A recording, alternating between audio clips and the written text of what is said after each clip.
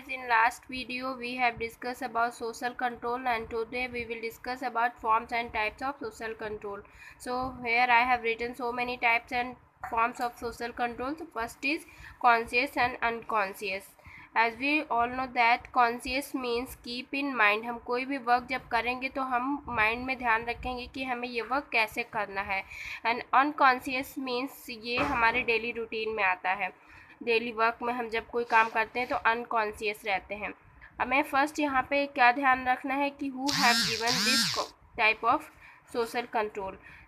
तो Cooley and L Bernard have given this type of social control. ये हर exam में पूछा जाता है कि किस टाइप को किसने दिया है, तो हमें ये ध्यान रखना होगा कि कॉन्शियस एंड अनकॉन्शियस टाइप को किसने दिया है. कूले एंड एल बर्नार्ड ने दिया है. कॉन्शियस मीन्स होता है keep in mind. For example हम देख सकते हैं कि कोई भी क्लर्क अगर है तो वो जब अपने ऑफिस जाता है तो वो ध्यान रखता है, कीप इन माइंड रखता है कि उसको अपनी ही चेयर पे बैठना है, अपने बॉस की चेयर पे नहीं बैठना है. ये हो गया कॉन्शियस कंट्रोल. अनकॉन्शियस क्या होता है, जब हम कोई work daily day to day life में करते हैं तो हमें इतना ध्यान नहीं रखना पड़ता कि ये काम कैसे करना है, ये काम कैसे नहीं करना है. लाइक हमें क्लॉथ्स कौन से क्लॉथ कब कैसे पहनने हैं ये हमें खुद पता होता है. इसके लिए हमें कोई कॉन्शियस रहने की या माइंड में ध्यान रखने की ज़रूरत नहीं रखनी पड़ती है. ये हमें खुद पता होता है क्योंकि ये हमारे डेली लाइफ का वर्क होता है. सेकंड है डायरेक्ट एंड इनडायरेक्ट. इसको किसने दिया है, कार्ल मानहिम ने दिया है. किस बुक में दिया है, माइंड एंड सोसाइटी. इन्होंने अपनी बुक माइंड एंड सोसाइटी में direct and indirect social control का टाइप दिया है. डायरेक्ट जैसे नाम से स्पष्ट हो रहा है, डायरेक्टली रेगुलेट्स. ये डायरेक्ट कंट्रोल करता है किसको, the behaviour of individual. Individual के बिहेवियर को डायरेक्टली कंट्रोल करता है, इसलिए ये डायरेक्ट सोशल कंट्रोल है. इनडायरेक्ट इसके जस्ट रिवर्स है, distance factor keep control over the behaviour of individual. इसमें डिस्टेंस फैक्टर होता है, ये पास में नहीं होता है, दूर से कंट्रोल करता है. कैसे, क्योंकि ये सेकेंडरी ग्रुप होता है. अब हम एग्जांपल के तौर पे समझ सकते हैं, जो हमारा डायरेक्ट सोशल कंट्रोल है वो प्राइमरी ग्रुप है, इनडायरेक्ट सोशल कंट्रोल जो है वो सेकेंडरी ग्रुप है. क्यों, क्योंकि डायरेक्ट सोशल कंट्रोल के जो एग्जांपल है वो नेबरहुड है. Neighbourhood, play group, parents, teachers, ये हमारे जो है वो हमारे पड़ोसी हमें डायरेक्टली मना करते हैं कि ये काम नहीं करना है, ये काम सही है, ये काम गलत है. ऐसे ही हमारे पेरेंट्स होते हैं और टीचर्स भी ऐसे ही होते हैं, वो तो हमें बताते हैं कि ये काम कैसे करना है कैसे नहीं. तो ये हमारा प्राइमरी ग्रुप हो गया. डायरेक्ट जो है वो प्राइमरी ग्रुप हो गया. सेकेंडरी ग्रुप कैसे, सेकेंडरी ग्रुप इनडायरेक्ट कैसे हो गया, क्योंकि ये हमें डायरेक्टली मना नहीं करता, पर इसमें ऐसे कुछ रूल्स लॉज होते हैं जो हमें कोई भी काम करने के लिए रोकते हैं. लाइक ट्रेडिशन हो गया, कस्टम हो गया, इंस्टीट्यूशंस हो गया. तो ये हमें कहने नहीं आते कि ये काम मत करो ना तो ये हमारा हंसी मजाक उड़ाते हैं, लेकिन इसमें हमारे ये हम सीखते आते हैं. पहले से ही हमारे ट्रेडिशन में कोई जो काम नहीं हो रहा होता है वो हम नहीं करते हैं, क्योंकि हमें डर होता है ये काम हम नहीं कर सकते.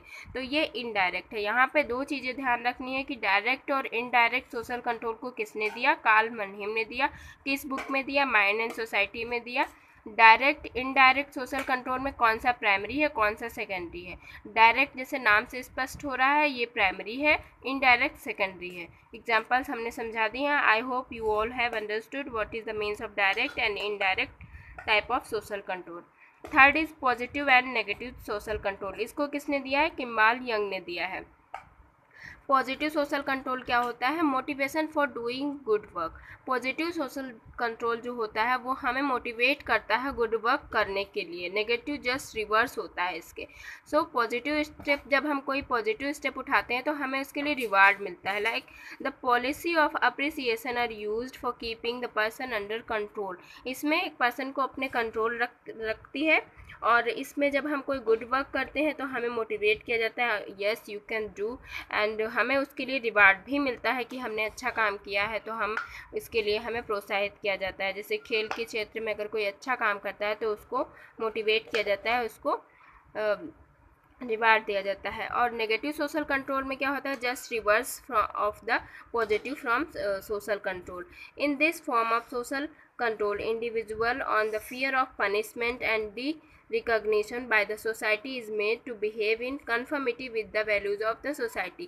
सोसाइटी के डर में वो ऐसा उसको डर होता है कि उसको पनिशमेंट मिलेगी, और वो जब भी कोई काम कोई नेगेटिव वर्क करता है तो उसके अंदर एक डर होता है, फियर होता है कि हमारा लोग मजाक उड़ाएंगे या हमें उसके ऊपर कोई जुर्माना लगाया जाता है। कभी कभी कोई इतना नेगेटिव वर्क कर देता है कि उसको मृत्यु दंड तक दिया जाता है।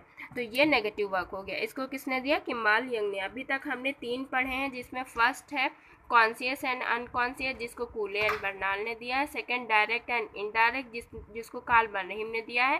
थर्ड है किम्बाल यंग, किम्बाल यंग ने दिया है positive and negative social control. अब फोर्थ पे हम आते हैं, वो है organise, unorganise and automatic social control. Organise क्या होता है? ये सिस्टमेटिक वे में होता है, रिटर्न होता है। तो ये डेमोक्रेटिक वे में होता है। इसमें natural way of social control होता है, क्योंकि इसमें रूल्स होते हैं जो पहले से ही रिटर्न होते हैं, और ये हमें डायरेक्टली कंट्रोल करता है। कैसे? लाइक एग्जांपल है मैरिज, फैमिली, स्कूल, ऑफिस। तो इसमें हमारे रिटर्न रूल्स और लॉज होते हैं कि हमें ऐसे काम करना है, ऐसे नहीं करना है, किस टाइम पे करना है। स्कूल में जिस टाइम पे जाना होता है उसी टाइम हम स्कूल और ऑफिस जाएंगे। तो ये ऑर्गेनाइज हो गया, क्योंकि हम इसमें सिस्टमेटिक वे में रह के वर्क करते हैं। अनऑर्गेनाइज क्या हो गया? इसमें values of culture, uses, tradition, fashion, symbol, norms होते हैं। ये इसको हम यूज़ करते हैं डे टू डे लाइफ में। इसमें कोई रिटर्न लॉज नहीं होते हैं कि हमें कौन सा काम किस टाइम पे करना है, लेकिन हमें कल्चर, हमारे कल्चर में जैसे हो रहा होता है, ट्रेडिशन में जैसे हो रहा होता है, हम वैसे ही काम करते हैं। तो ये अनऑर्गेनाइज हो गया, लेकिन तब भी इसमें सोशल कंट्रोल होता है। हम जो डेली रूटीन में काम करते हैं वो हमारा अनऑर्गेनाइज सोशल कंट्रोल में आता है। एंड थर्ड जो ऑटोमेटिक है, उसको हिंदी में सहज कहते हैं। तो ये इसको किसने दिया था? इसको गुरविच एंड मूर ने दिया था। तो इसमें याद रखना पड़ेगा individuals experience and there needs. कभी कभी हमें काम करते वक्त एक्सपीरियंस हो जाता है कि कौन सा काम हमारे लिए सही है और कौन सा काम गलत है। तो जब ऐसे हमें कोई बताता नहीं है, ना कोई रिटन लॉज होते हैं, जब हम इंडिविजुअल एक्सपीरियंस के तौर पर समझकर खुद कोई वर्क करते हैं तो वो ऑटोमेटिक सोशल कंट्रोल में आता है। जैसे सेल्फ मोटिवेशन हो गया, आइडियाज़ हो गया, हमारे आइडियाज़ हमें बताते हैं कि ये काम हमें नहीं करना चाहिए, ये काम करना चाहिए, तो वो ऑटोमेटिक सोशल कंट्रोल हो गया। ये कैसे होता है? जब कोई व्यक्ति कोई सेल्फ वर्क करता है और वो लर्न करता है, उसे कुछ अच्छा काम करने के बाद कोई रिवार्ड मिलता है, तो उसके बिहेवियर में वो पता चलता है। इसलिए जो वो काम करता है तो अपने खुद के एक्सपीरियंस से करता है। तो organise, unorganise and automatic social control को किसने दिया? गुरविच एंड मूर ने दिया है। एंड उसके बाद जो है वो है automatic and democratic social control. इसको किसने दिया है? इसको लेपियर ने दिया है। तो यहाँ पे हमें ध्यान रखना होगा, ये सारी बुक में नहीं लिखा हुआ है, but I have written here because this is a type of social control. Automatic social control क्या होता है? जिसको हिंदी में सत्तावादी या लोकतांत्रिक कहते हैं। जैसे कि नाम से स्पष्ट हो रहा है, इसमें फिजिकल हैरेसमेंट होता है, शारीरिक उत्पीड़न होता है, शोषण होता है जब कोई गलत काम करता है। और डेमोक्रेटिक सोशल कंट्रोल में क्या होता है? कोई किसी ने अच्छा काम किया तो उसे रिवॉर्ड दिया जाता है, या फिर इमोशनल मोटिवेट उसे किया जाता है कि यस आपने बहुत अच्छा काम किया है ना, आप और अच्छा कर सकते हैं। तो इस तरह से भी हम उसे मोटिवेट करते हैं। तो इसको, ये क्या हो गया? डेमोक्रेटिक सोशल कंट्रोल हो गया। इसको किसने दिया है? लेपियर ने। ये हमें याद करना होगा। एंड इसके आगे जो लास्ट है वो सबसे इम्पोर्टेंट है। वो कौन सा है? Formal and informal social control. Formal जैसे कि उसमें क्या होता है? रिटन लॉज होते हैं, पहले से ही लिखा होता है कि हमें कौन सा वर्क कैसे करना है, कैसे नहीं करना है। Man is force to accept this form of social control. Man, इसमें जो है वो फोर्स किया जाता है कि नहीं, हमें ऐसे ही ये काम करना है, हम अपने हिसाब से कुछ भी नहीं कर सकते। This form exercised by secondary group. ये सेकेंडरी ग्रुप के द्वारा बनाई जाती हैं, इसमें प्राइमरी ग्रुप का नहीं होता, क्योंकि इसमें रिटन लॉज होते हैं जो पहले से ही लिखे होते हैं। It is exercised by known and deliberated agencies of social control. जो बहुत ही नोन होती हैं, बहुत ही अच्छी एजेंसीज होती हैं, उनके द्वारा लिखा होता है, कोई ऐसे ही नहीं लिख देता है। तो ये फॉर्मल सोशल कंट्रोल में होता है। एग्जाम्पल के तौर पे हम देख सकते हैं हमारा लॉ हो गया। लॉ में जो भी चीज़ें लिखी हुई हैं वो हमें माननी ही होती हैं हर हाल में, नहीं मानेंगे तो फिर पनिशमेंट मिलेगा। आर्मी हो गया, कॉन्स्टिट्यूशन हो गया, जो चीज़ कॉन्स्टिट्यूशन में लिखी हुई है उसके अकॉर्डिंग हमें पनिशमेंट मिलेगी। तो एग्जाम्पल हो गया कि जब हम फॉर्मल सोशल कंट्रोल में जो रिटन लॉज होते हैं उसको अगर हम नहीं फॉलो करते हैं तो हमें पनिशमेंट मिलेगी। लाइक एजुकेशन में जो चीज़ कही जा चुकी है, जो चीज़ लिखी है वो हमें वैसे ही करनी है, as it is we can't change it. Laws में जो चीज़ लिखी हुई है, अगर हमने कोई क्राइम किया है तो लॉ के अकॉर्डिंग जो चीज़ लिखी हुई है हमें वो हमारे पे धारा लगा के हमें पनिशमेंट दी जा सकती है। जैसे किसी ने कोरिजन किया है तो फिर उसको मृत्यु दंड भी दिया जा सकता है। तो इस तरह से हमारा जो फॉर्मल सोशल कंट्रोल है वो रिटन लॉज होता है और ये सेकेंडरी ग्रुप होता है। मेन हमें यहाँ पे ध्यान रखना है कि फॉर्मल जो है वो सेकेंडरी ग्रुप होता है और ये हमें फोर्स करता है कि ये काम कैसे करना है। इनफॉर्मल सोशल कंट्रोल जो होता है वो इसके जस्ट अपोजिट होता है। These agencies of social control have grown according to the needs of the society. ये सोसाइटी की नीड्स के अकॉर्डिंग बनाई जाती हैं, क्योंकि इसमें कोई रिटन लॉज नहीं होता है, लेकिन फिर भी लोग फॉलो करते हैं। क्यों? क्योंकि हमारे फोक वेज में ऐसा हो रहा होता है, जनरीतियों में, मोरेज रूढ़ियों में, कस्टम प्रथाओं में, सोशल नॉर्म्स उसमें सामाजिक मूल्यों में ऐसा हो चुका होता है। इसके डर से हम ये काम करते हैं क्योंकि ये पहले से हमारे ट्रेडिशन में फॉलो हो चुका होता है। इसमें क्या होता है, प्राइमरी इंस्टीट्यूशंस होती हैं exercise this type of social control.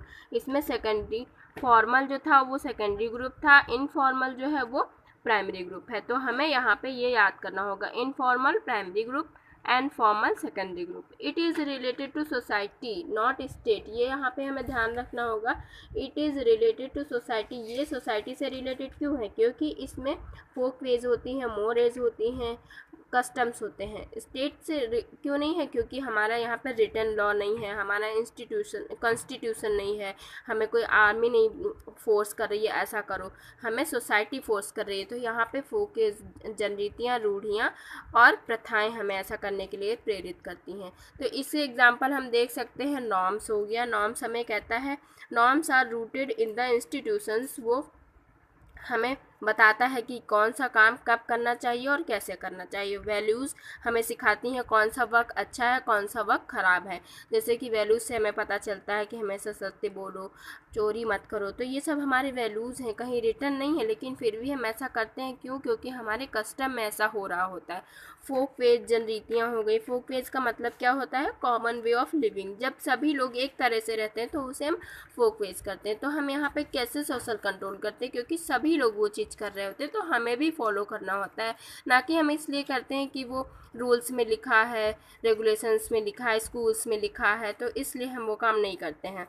More is, अब रूढ़ियाँ होगी। रूढ़ियाँ दो तरह की होती हैं, एक तो पॉजिटिव, एक दूसरी नेगेटिव। पॉजिटिव कैसे? कुछ रूढ़ियाँ ऐसी होती हैं जो हमें बताती हैं कि ये काम करना चाहिए, जैसे कि हमें ऑनेस्ट होना चाहिए। नेगेटिव क्या हो गया कि हमें ये काम नहीं करना चाहिए, ये हमारी रूढ़ियाँ ही बताती हैं। उसमें क्या बताती हैं? डोंट टेल लाई, कभी झूठ मत बोलो। तो हमारी जो रूढ़ियाँ होती हैं वो दो तरह से सोशल कंट्रोल करती हैं, एक तो पॉजिटिव, दूसरा नेगेटिव। फिर हम आते हैं कस्टम पे। हमारे जो प्रथा है पहले से बन चुकी है, रूल और नॉर्म ऑफ एक्शन। ये पहले से हमें बताते हैं कि कोई भी काम हमें कैसे करना है। फिर हम देखते हैं बिलीफ सिस्टम। कुछ चीज़ों को हम मानते हैं कि हाँ हमें ये वर्क ऐसे ही करना है, ये चीज़ हमें ऐसे नहीं करना है।